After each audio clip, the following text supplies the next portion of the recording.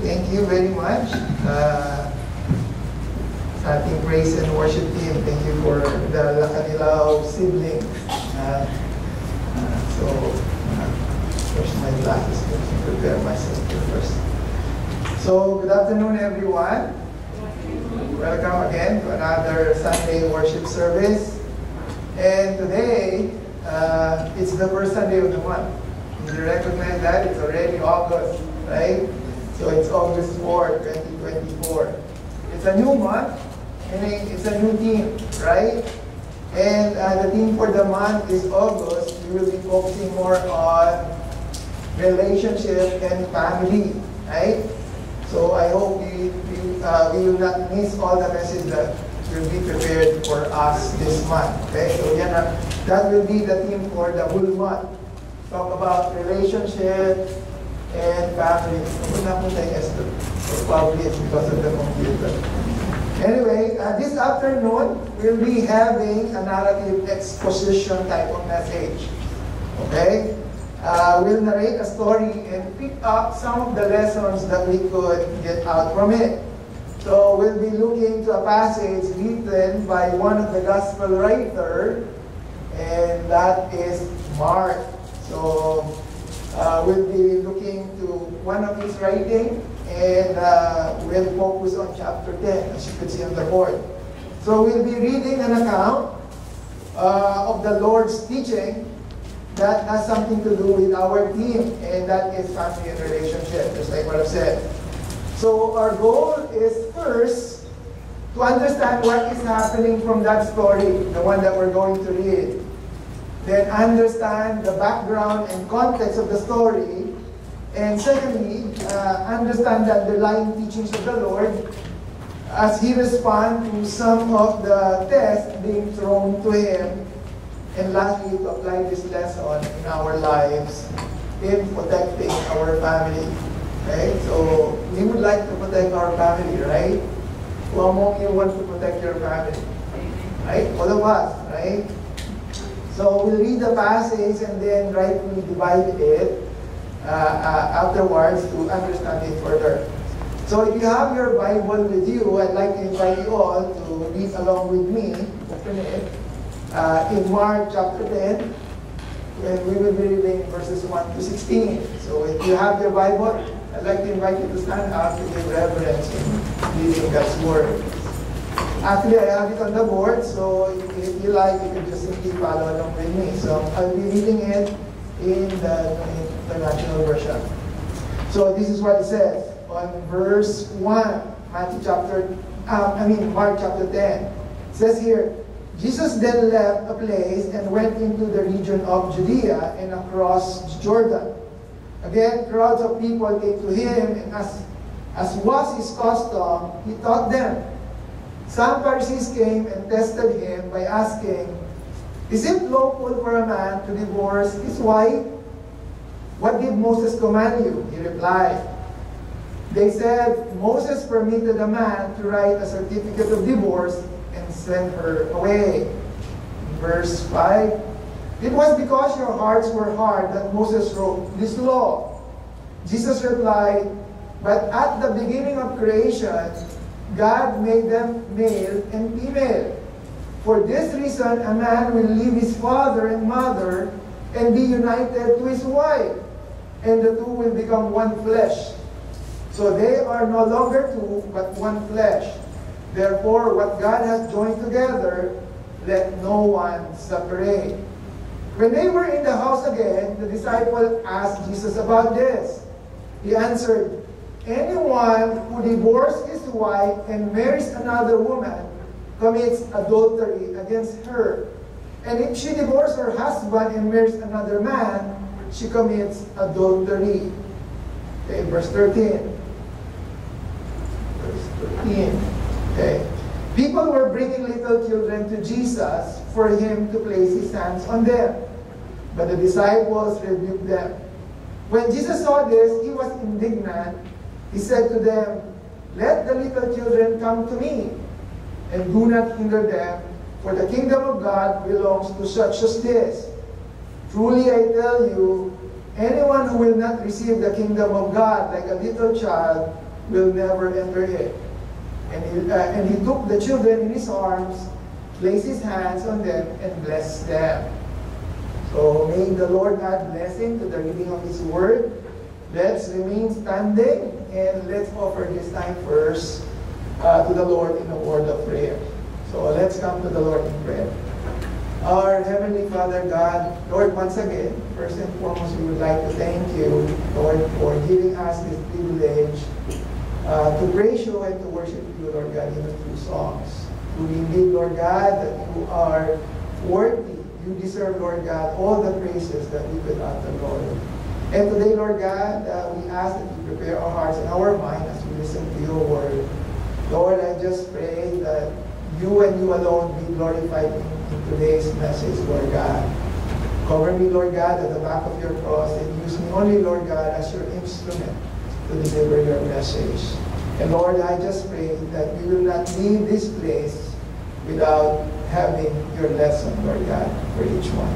We entrust to you everything, Lord. This we pray in Jesus' name. Amen. Amen. So you can now take your seat. By the way, the title of our message for today is Protecting the Family. Okay, lesson from Mark chapter 10. Okay, I was thinking about this message, this lesson, and I was really trying to find a suitable title for it, but this is what the Lord has impressed to me. And before we start, let me provide you some real facts. Actually, there's only a few here. Do I have it? Okay, here. So number one, the enemy or the devil wants to destroy our relationship with our spouse. Okay, when we say spouse, it's either your husband or your wife. That's the goal of the enemy, to destroy it, right? To ruin it. And number two, the enemy or the devil wants to destroy our relationship with our kids too. And the purpose for those two tasks of the devil is to destroy the whole family. Okay? He knows that when the family is destroyed, so does the church. Right? Pag na-destroy nga naman yung family, it follows that it will also destroy the church. So it is important for us to really look after our families, right?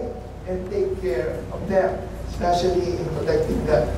So the big question now is, how can we protect the family or our family? Right? How can we protect? Okay? That's our big question. And that is the question that we will try to address this afternoon. Yan yung bagay na sasagutin natin. Okay? That is the thing that we're going to answer for today.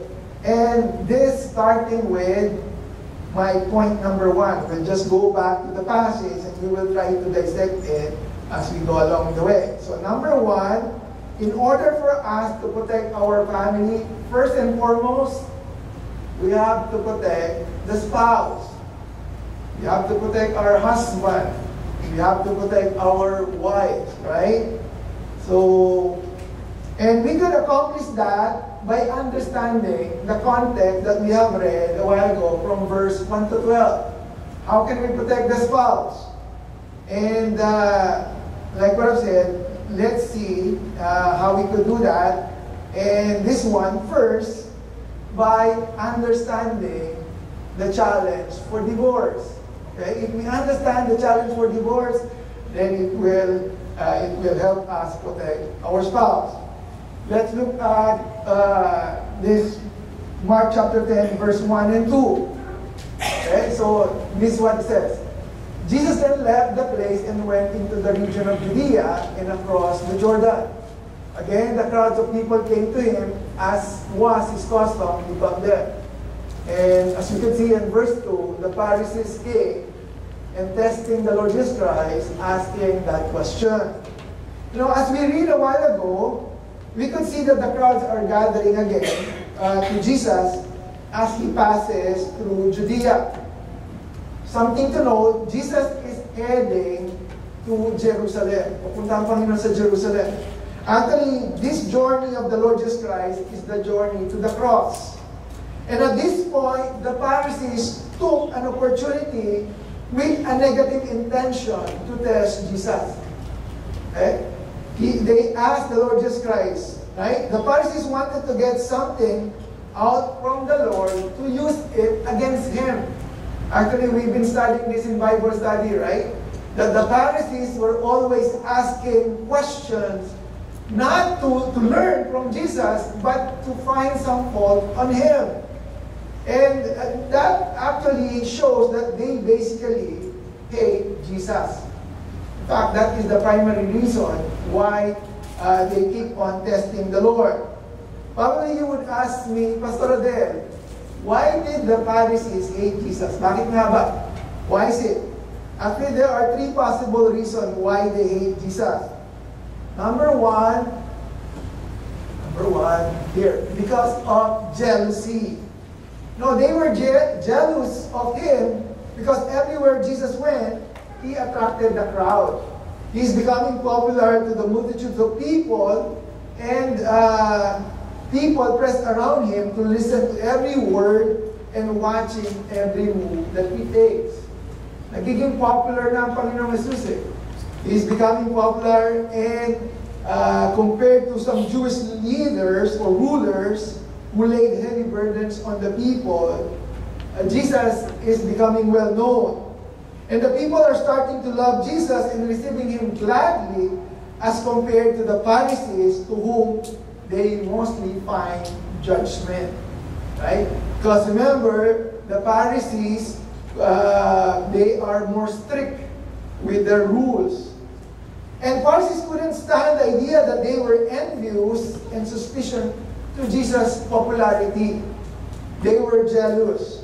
Okay? So that is one of the reasons why they hate Jesus, and that's the reason why they would like to find fault to Him. Number two, another reason why they hate Jesus is because of exposure. Okay? The second reason why the Pharisees hate Jesus is because Jesus exposed them. Okay? Look at this. On Matthew chapter 23, verse 27 to 28, this is how the Lord Jesus Christ addressed the Pharisees. Look at what He says. You are like dead men's tombs, whitewashed sepulchres that are painted without blemish on the surface, but inside are filled with dead men's bones. Okay? Yun ang sabi niya doon sa mga Pharisees, para kayong mga, how can I say this in our native tongue? Para kayong mga puntol, right? Para kayong mga, what's that, tomb, right? Yung mga libingan. You look good in the outside, but inside, you're just simply rotting bones, right? You clean on the outside of the platter, but the other side, the inner side, is filthy. You do everything possible to hide that impurity, that grime, and that filthiness from public view. Look at this. You pretend to be righteous, and you major that pretense of being righteous. Mapagpanggap. No, they are pretentious. Okay? And this is how the Lord Jesus Christ exposed them. And that's the reason why the Pharisees have the reason to hate Jesus. Right? Because they are being exposed. That's the second reason why they hate Jesus. Because of jealousy and because of exposure. And lastly, just like what I've said, because of fear. Okay? Those are the three main reasons. The last reason we could think of is that they were afraid. They were afraid of losing their power and authority. They feared that having Jesus' authority to the people can lead a consequence of revolt against Rome. Because during that time they were under the Roman Empire. Pharisees in general feared that the Romans, and they feared that Jesus would lead insurrection, which can cause uprising and trouble for them. Hence, they wanted to remove Jesus out from the picture. So, Pastor Adel, what's the point? Why do we have to understand this? Jealousy, exposure, and fear. Well, because at the end of this message, I want us to feel this fear if we are not going to understand the lesson from the Lord. Because my prayer is that the Lord will expose and give that fear into our hearts after hearing the message. Because if we're not going to understand the lesson, we will be like the Pharisees. Okay? And again, that's the reason why they hate. I just simply side note on that, right? And they wanted to challenge him and to test him. So they asked the question, right? What is the question? Here. Is it lawful for a man to divorce his wife? Okay?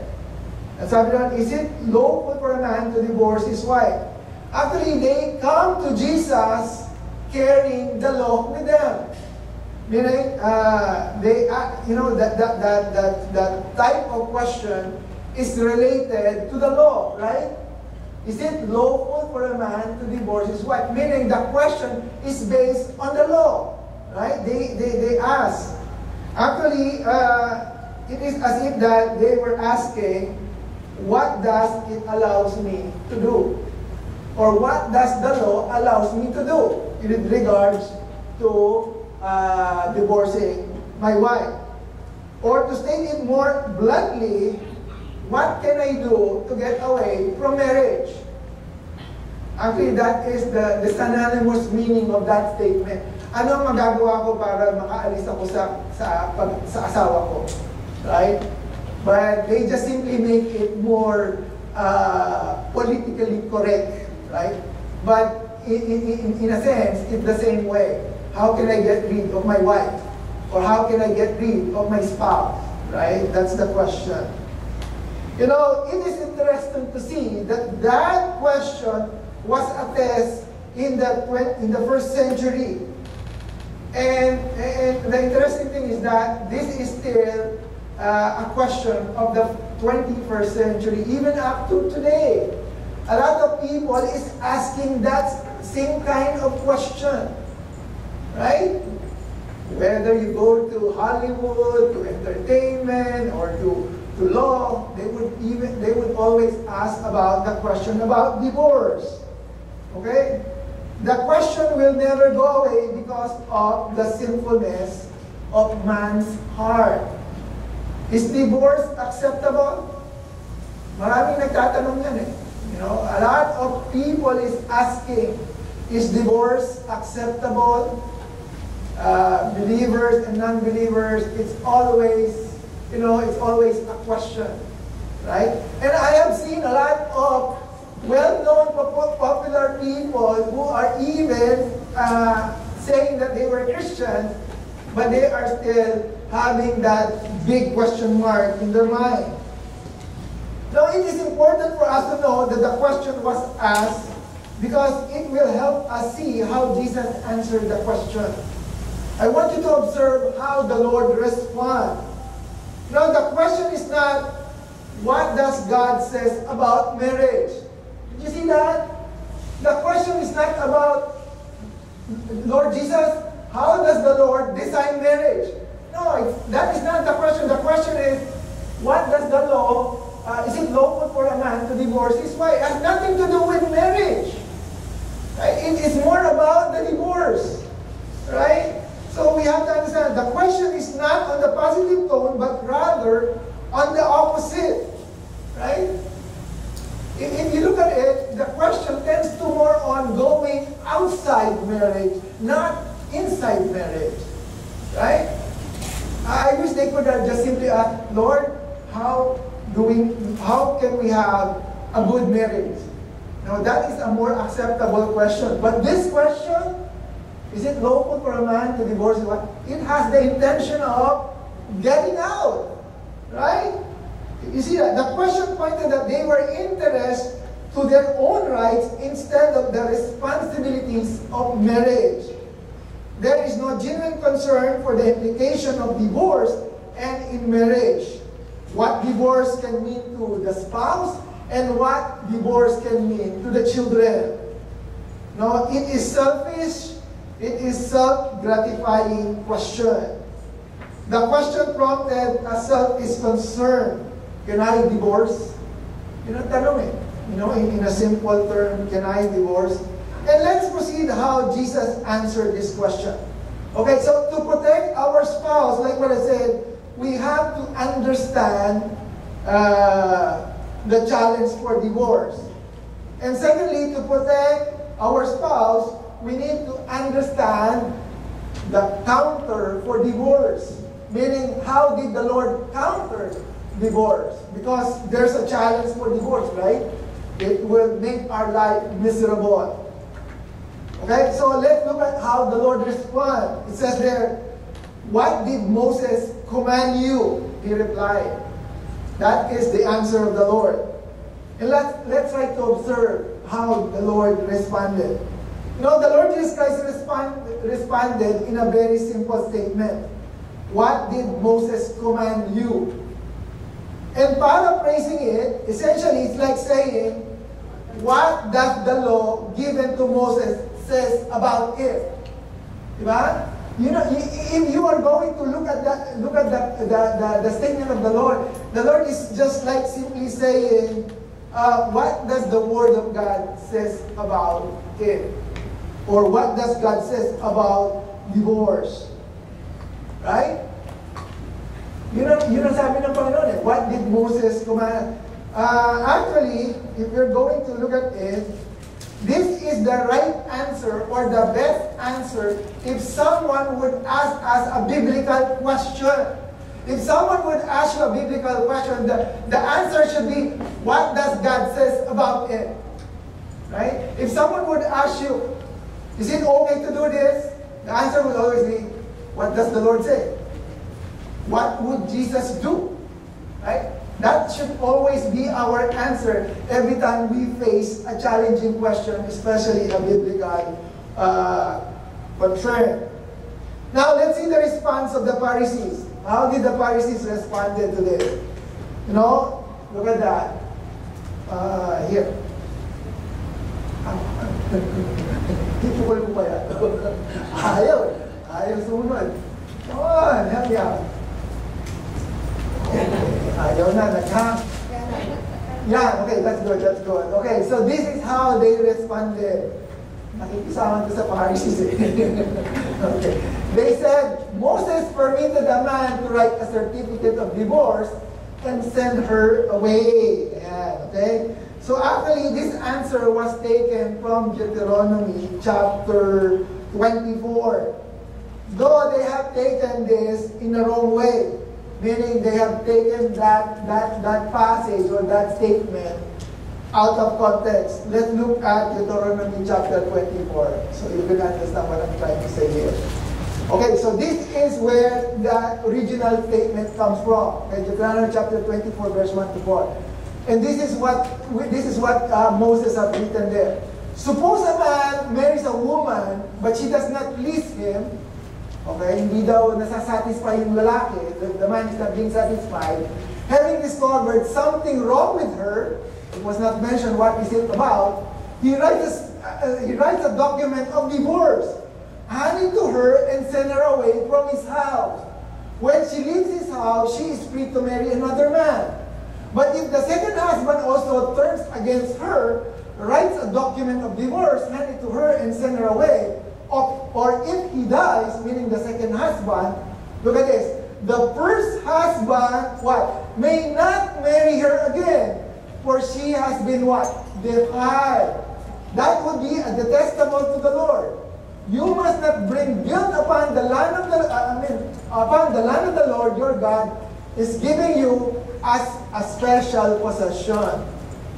Okay? One thing that the reason why I highlight that in blue, because marriage is a special possession given to us by God, whether you like it or not. But secondly, what's the point? Why are we studying Deuteronomy chapter 24 here? Because a couple of things that we need to look closely here. Number one, Jesus' question was, what did Moses command? Right? That's the question of the Lord Jesus Christ, right? What did Moses command about divorce? The question is, did Moses command divorce from here? No. There was no command about divorce. This statement is a statement of illustration. It is not a command. Right? Jesus' question was intended to lead them to the right direction which they failed to see. Hindi nila nakita yun eh. They only take one statement and took it in the wrong context, which a lot of people are doing nowadays. And that is sad, right? There is no instruction from Moses here that you should divorce. Right? You can see here, if, there's a lot of if, or, you know, it is a situation, right? It is a situation. What did Moses command about divorcing your wife? The answer is nothing. Right? Moses did not command for a person to divorce. Deuteronomy 24 did not command divorce, nor does the passage set out a legitimate ground for it. Wala dyan. Whether you like it or not, balik-balik na rin yan, whether you fumble it, you will not see an instruction from Moses that he is telling you to divorce. Deuteronomy 24 is to forbid a husband from remarrying his wife after he had divorced her and she remarried. That was the intention. To forbid the husband. Huwag na kayong mag-asawa ulit after you divorce. So what is the context? What is the explanation? You know, the law of Deuteronomy 24 came in because of man's sinfulness, right? What was given was not a new law. It is not a new law, but for dealing with the sinfulness of the people. The law was given to cut back, stop the evil ways that people are doing or committing. The husband, as I mentioned a while ago, were apparently being evil towards his wife. They were showing themselves to have hard hearts towards them. The point is not that the people were not obeying God's marriage, so God changed it. God does not alter His law for being hard-hearted toward Him. Meaning, what are you trying to say, Pastor Adel? What I'm trying to say is that hindi babaguhin ng Lord. The Lord will not change His law because you are hard-headed. He just simply added something on it, right? It is so shameful that there can be so much wickedness in marriage. Nakakalungkot. Diba? Maraming hindi magandang nangyayari. There are so many things that is happening bad inside marriage. It is so shameful that the greatest hardness of heart can exist in marriage between husband and wife, where God commanded love and respect. Now, let's read the succeeding verse, okay? The counter for divorce. Again, we are still under the counter for divorce. Paano ba natin siya lalabanan? Or how can we offend or counter offend divorce? Look at verse 5. This is what the Lord Jesus Christ is saying here. It was because of your hearts were hard that Moses wrote you the law. See what I mean? It is because of man's sinfulness that's the reason why the law of Moses was written or was given. But look at this. But at the beginning of creation, God made them male and female. For this reason, a man will leave his father and mother and be united to his wife. Not wives, right? And the two will become one flesh. So they are no longer two, but one flesh. Therefore, what God has joined together, what did the Lord Jesus Christ say? Let no one separate. Okay. No, Jesus points out God's law for marriage here. Okay. Actually, this is found, just like what the Lord said, from the beginning. It's from Genesis, right? It says there, in the beginning. And in this verse, we could see 5 important aspects of marriage. 5 important aspects. And I want you to look at this. For married couples, understand. For those who would like to go into marriage later on, understand too. Okay? To be ready and to be prepared. Number 1, what are the aspects of marriage? Number 1, come on, help me out. There is qualification. Okay? What is the qualification? Male and female. Okay? God made them male and female. stressing the fact that God did not make any third option. Okay? It's not me who's saying it, it's the Lord. Nothing in between, right? It's hard to imagine that we have to go through this teaching, right? But there are really only two genders that God makes for us, for us to come into marriage. We do not choose what or who we are. It is God who makes us male or female. You know, it says male or female, so marriage is not bestiality. Okay? Marriage is not for bestiality. Do you know what bestiality means? It is a sexual relationship with animals. So, Pastor Adel, it's so gross. Well, it's happening. You know, and I don't know.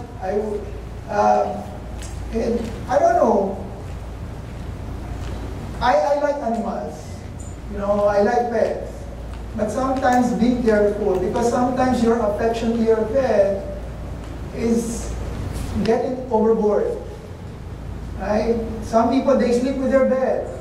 Some people, they even kiss their pets. Right? And let's be careful. Right? I'm not saying that it's happening, but it's happening somewhere out there. There is bestiality.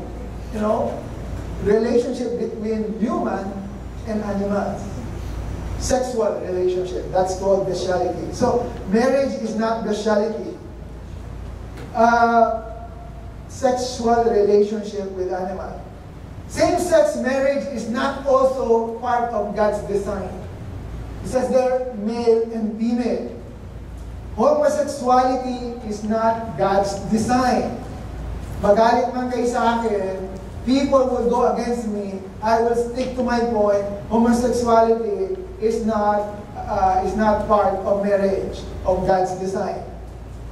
You know, God's design is a relationship between opposite gender, not the same. Even lesbianism, internal acceptance of opposite gender. And also, it says there, male and female. Polygamy is not also part of God's design. What do you mean by polygamy? Having more than one spouse. Okay? Having more than one spouse. So, because it says there, God made male and female. Well, some religions, they do polygamy, but in the authority of the Bible, it says male and female. Yung isa nga lang, mahirap na, sabi nga nila, di ba? Yung isa naman yung asawa mo, yung makulit na yung asawa mo, hahanap ka pa ng isa pang makulit, di ba? I'm talking to myself, right? Right?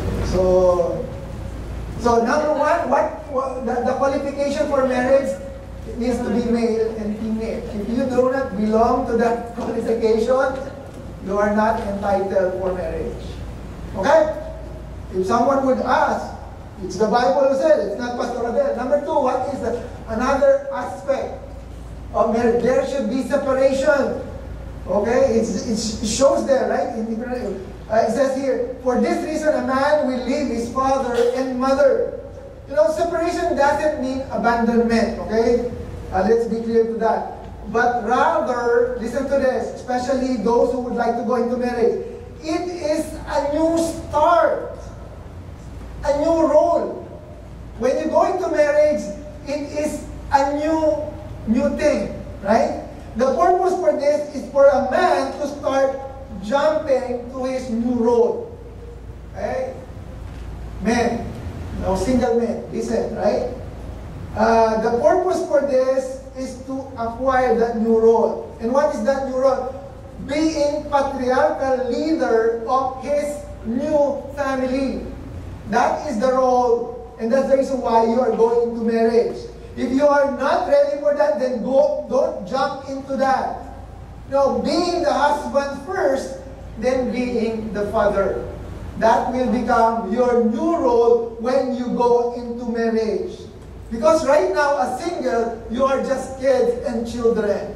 But once you get into marriage, then you become the patriarchal head of that relationship.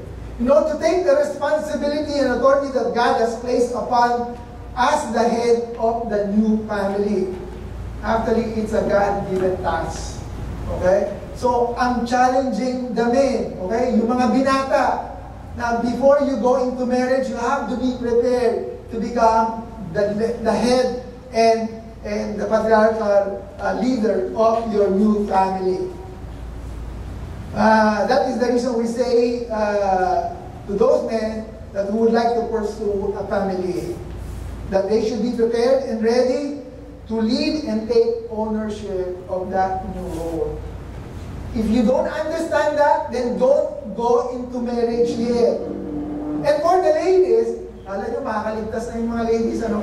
For the ladies, it is equally important that we understand this because once you become a wife, the authority from your father will now be transferred to your husband. Kaya pagka lalo na sa may mga anak na babae, once the kid, the child, who is a girl, pag nag-asawa na yan, wala nang solyahan. It's all yours. Because the authority is no longer mine. It is now to your husband. Even I myself will push you to follow your husband. Because that is what the Bible said. Right? So, girls, be ready for that. Huwag kayong uuwi sa Daddy, sinapok ako ng asawa ko eh. Right? Oh, Dad, my husband struck me or hurt me. Go back. deal with your own problem. Nag-asawa ka na eh, di ba? So you have to understand that, right? The authority will now be transferred to your husband. The husband will now become the priority, same as with the wives for the husband, right? Ang priority is no longer to your parents. It will, once you get into marriage, the priority now is your new family. Okay? So if you want to have a family, be ready for that. Now, I'm not trying to scare you, but I'm just simply trying to encourage you. Okay?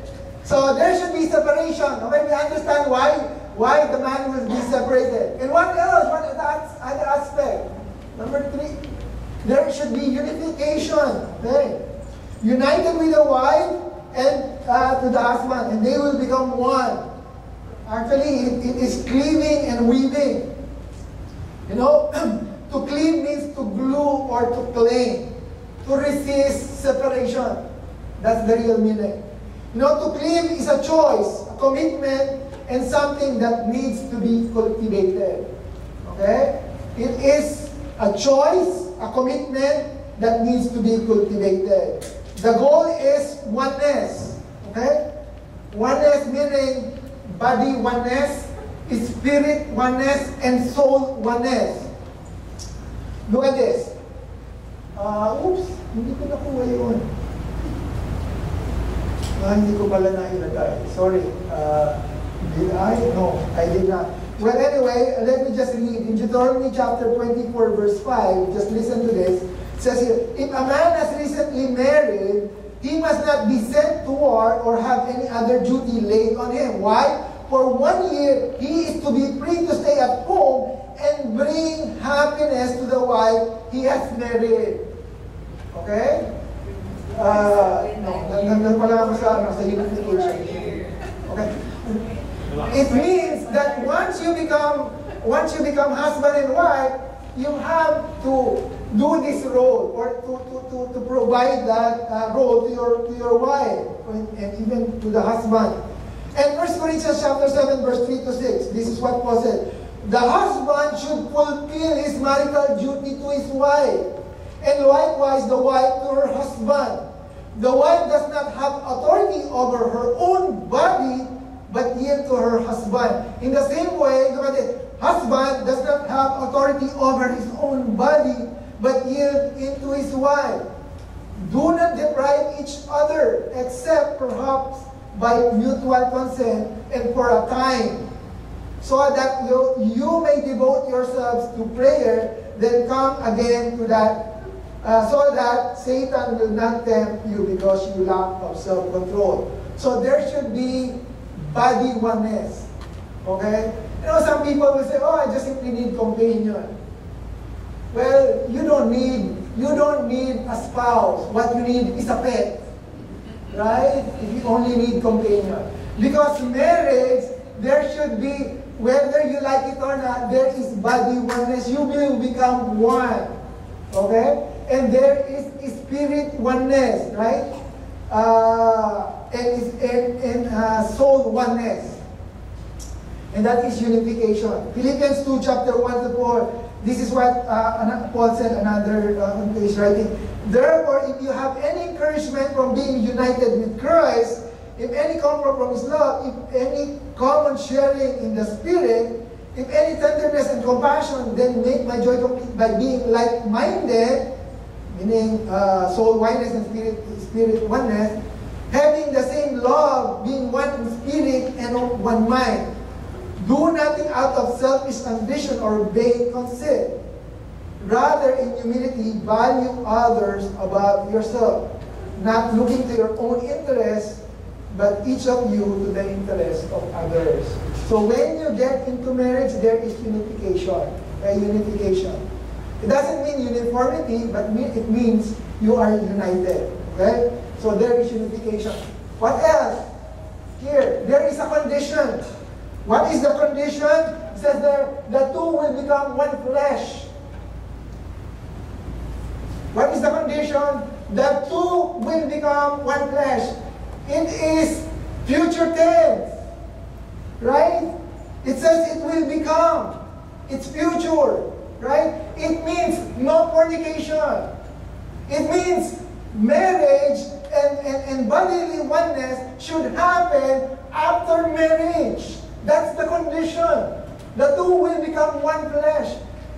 The problem nowadays, they already became one, even though without marriage.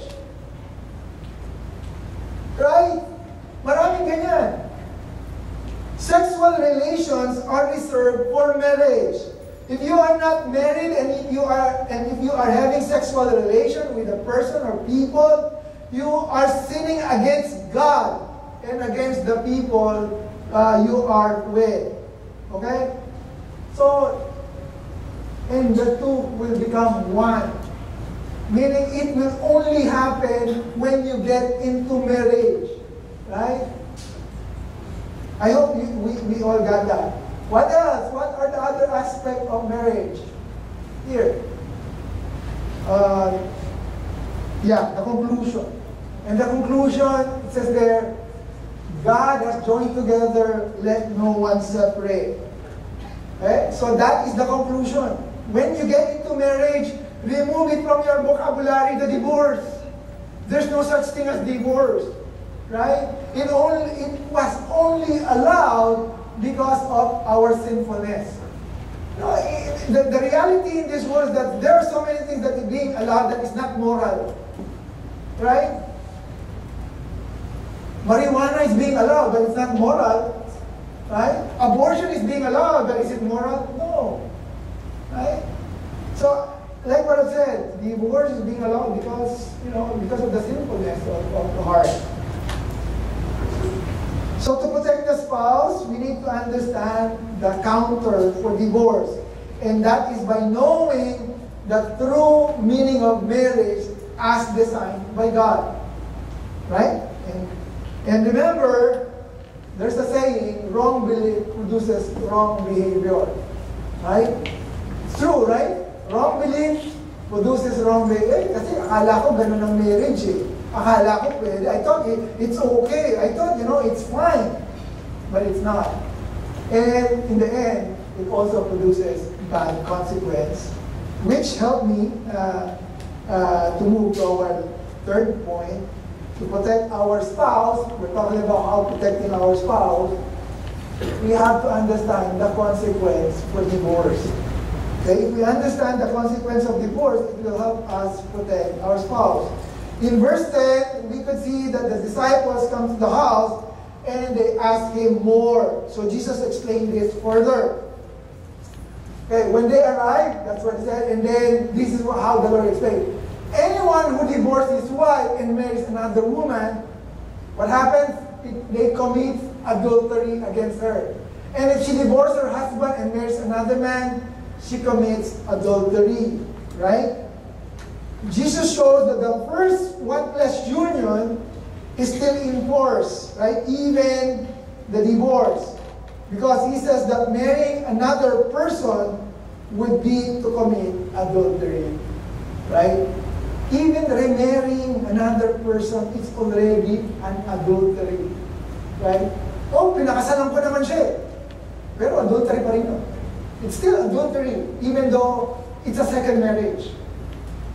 That's what the Bible said, right? If she divorced her husband and married another, second time, right? Even it's second time, even though it's legal, even though it goes to the way marriage is happened, if it's the second time, it's still adultery. That's what the Bible said.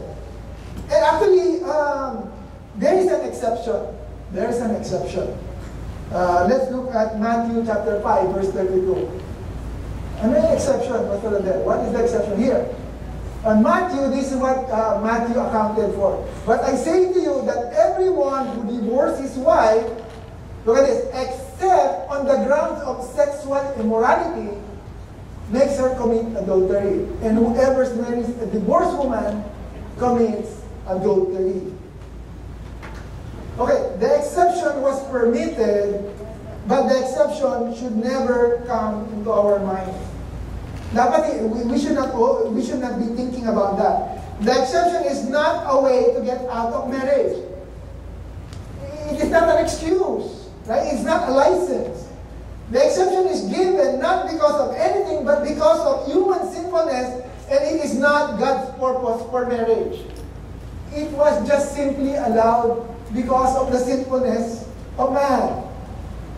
And that is sexual immorality. That is the only reason why it was allowed. Okay? Being with other people violates the marriage covenant and is given as the only God-approved reason for divorce. Okay? So, if you want to divorce, it will be allowed.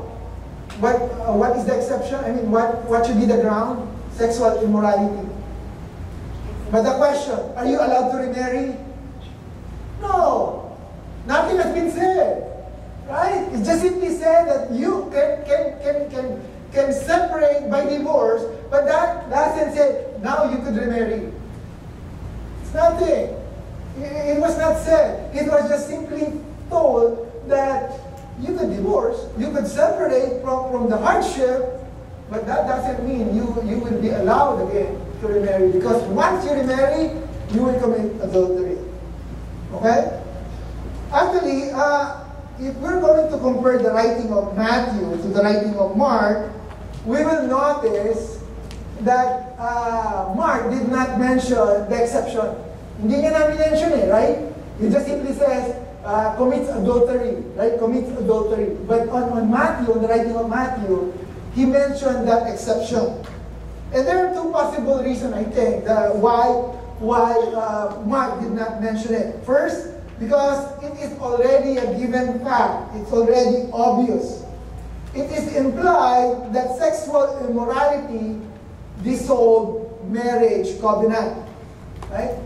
Hindi niya na kailangan sabihin yun kasi it's obvious that when you go to a sexual relationship, you destroy marriage immediately. You know, for many years, God has represented this to Israelites, that infidelity to the covenant violates the covenant. Even our rational logic will tell us that a marriage covenant is violated when a person went out to another one spouse. Pag nakiapid, di ba? That's what we call it in Tagalog. And another possible reason Mark did not record this exception because divorce is not the rule. That is not the main subject. Jesus is pointing to the intention of recovering God's marriage, not to argue about the ways how they could get about it. Because that's the point, right? The point is Jesus wants them to go back to marriage, not to, to explain to them, okay, this is how you could get out of marriage. That's the reason why he never mentioned the exception. Because the Lord, in his mind, I want you to go back into marriage. I want you to protect marriage. Okay? So that is our first point. I'm going to close this. Sorry, I just have one last piece of paper, so allow me na lang. So the first major point to protect the family, what did I say? Protect the spouse. Right? That's how. That's the only way. That's the first way to protect your family. Protect your spouse, your husband and your wife.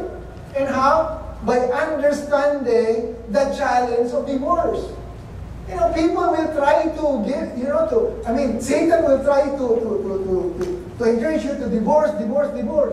But if you understand the challenge, if you understand the context, the counter, and if you understand the consequence of divorce, then you will win the battle, right? We protect our spouse by understanding the challenges of divorce. So moving to our second point, and I will end on this. The second major point to protect the family, besides protecting the spouse, we need to protect the children, right? Because if the enemy destroys the spouse or the children, the family is destroyed. So let's read verse 13 to 16. And I will end here. People were bringing little children to Jesus for him to place his hands on them, but the disciples rebuked them. When Jesus saw this, he was indignant. He said to them, "Let the little children come to me and do not hinder them, for the kingdom of God belongs to such this." At this point, the people were bringing the children to Christ, to the Lord, right? And there are three things that I want us to understand from this passage. Number one, children are important to Jesus, right? Children are important to Jesus. So we should feel the same way too. And this is contrary to what the devil is placing in the minds of a lot of people nowadays. That they are saying that children are just burdens, they are just responsibilities, that they will hinder us from achieving our worldly goals in life. Diba? Oh, huwag kayong mag-anak. Pabigat lang yan eh. Right? Then tell it to me, I have 5 kids. Right? No, what I'm trying, you hear that, right? A lot of people, the reason why they don't have children is because, they want to accomplish so many things first. But you know what? And I would like to make this statement clear. If it will happen again, I will still do the same. I want 5 kids. And I know, I will not spare any one of them. Miski makukulit yung mga yan, I still want them. Right? The reason why I live, is because of my family and my wife and my kids and serving the Lord, right? And they are the gift. They are the gift from God. They are heaven's gift to me. So we should feel the same way, just like what the Lord said here. I highlight that word indignant. You know what indignant means? It means feeling offended and upset because they're trying to stop the children from coming, right? By learning the importance of kids the way Jesus sees it, Jesus sees it, it is another way of protecting them. By understanding their values and worth in their lives. Kailangan maintindihan natin yung value ng mga anak natin, yung mga kids. And kids, you need to understand your values. Right? I keep on telling my kids, pinalagaan ko kayo. Hindi nga kita pinadapuan sa langaw eh.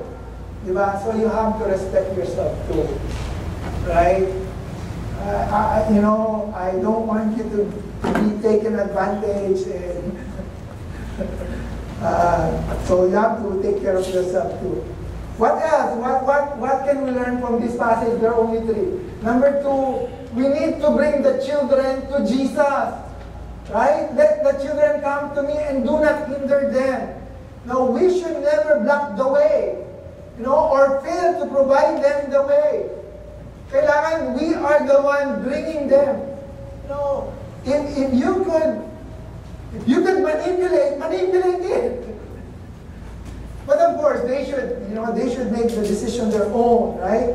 But we have to encourage. And how can we encourage, bring them to Jesus? There are two things. By prayer and by our testimony. Okay? We need to pray for our kids. And we need to set our testimony to them. You know, you keep on preaching, but you yourself, you're not doing it. Right? And also by ministry. We parents should never stop. Okay? Listen. Kids, listen to this. Mga kabataan dyan. And I will challenge your parents. I will tell the parents, we should never stop on reminding our kids. And kids, huwag kayong makulitan sa nanay at tatay ninyo. Right? Even if they keep on repeating and repeating, just like a broken record, that is just, yun ang sabi ni Pastor Adel, i-remind daw kita. Right? I mean, the reason why we keep on reminding is because that is our role. And you will learn that once you become a parent too. You will do the same thing. Right? After 10 years, go back to me and tell me, Pastor Adel, you're right. Or Pastor Adel, you're not right. I'm not doing it to my kid. And let's see what happens after 10 years. You will be doing the same. So kids, listen up, right? Don't get upset when your parents keep on repeating and repeating and repeating. Right? Makulitan na kayo, pero that's our role. I will keep on repeating. And thirdly, hindi ko na ilagay. The third one is we need to be like little children, to receive the kingdom of God. We need to be childlike. This is what we study in the Bible study. Sabi natin, we said that we have to be like childlike, not childish, okay? Not childish. To be childlike, okay? Trustful, obedient, easy to be, easy to forgive, and madaling please, right? Nowadays, kids are so hard to please. I wish your parents can please you always. When you were little kids, you just go to the park and you are all jumping and happy. When there's only pizza, it's already a birthday celebration. But now, pizza? Okay. Right? So anyway, I hope we understand that and we will remember that. And to summarize, okay, I'm closing. To summarize what we have learned for today, to protect the family, there are two things. Number one is to protect our spouse and our children. Those are the only two things that I want you to take home today. Protect your spouse and protect your children. Treating them the way the Lord will treat them. Okay, let's jump to the conclusion. Jesus did not play with the Pharisees who wanted to play. But rather, Jesus wanted them to see the beautiful true nature of having a family through our spouse and kids. To stay with them and not to separate, not to divorce.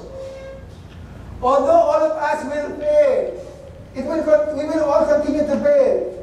But our responsibility remains.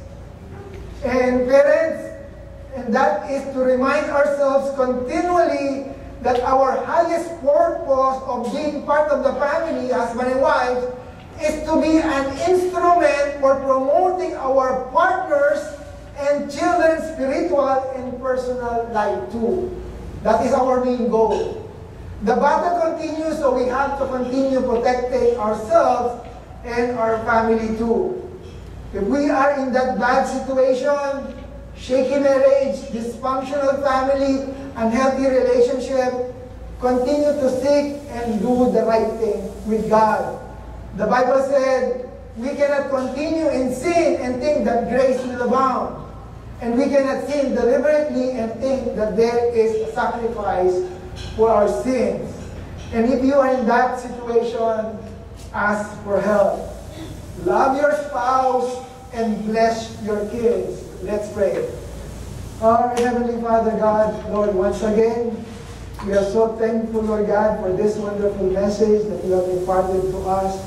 No, Lord God, this is just a simple passage that we go through in the Bible, but the message is clear, Lord God. You want us to protect our family. And to protect our family starts from protecting our spouse and protecting our children. Lord, help us. Lord, use us and guide us and direct us and help us to be part of that family, Lord God, that you have placed us. And Lord, I personally pray for those who would like or who would become a part of another family later on, Lord God. Lord, prepare them. Make them understand the aspect of marriage, Lord God, that this is not a joke. That this is not something, Lord God, that we could casually treat. Lord, help us understand the design of marriage so we could have a good relationship with you. We trust everything to you, Lord. In Jesus' name we pray. Amen.